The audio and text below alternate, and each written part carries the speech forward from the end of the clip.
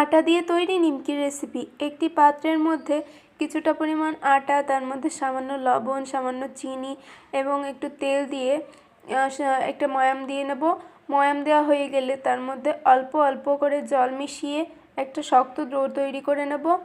ডোটা একটু শক্ত রাখতে হবে, যেহেতু এর মধ্যে চিনি দেওয়া আছে, তাই পরে নরম হয়ে যাবে। এরপর ঢাকা দিয়ে রেখে 30 মিনিট পর ঢাকাটা খুলে ওটা থেকে একটা লেচি কেটে একটু রুটির মতো বানিয়ে নেব।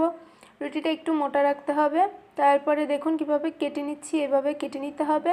কেটে দিয়ে নিমকি শেপ করে নিয়ে কড়াইতে একটু বেশি পরিমাণে তেল দিয়ে সেটাকে লো আঁচে হিট দিয়ে তার মধ্যে নিমকির টুকরোগুলো দিয়ে অনবরত নেড়ে ভেজে নিতে হবে গোল্ডেন ব্রাউন করে।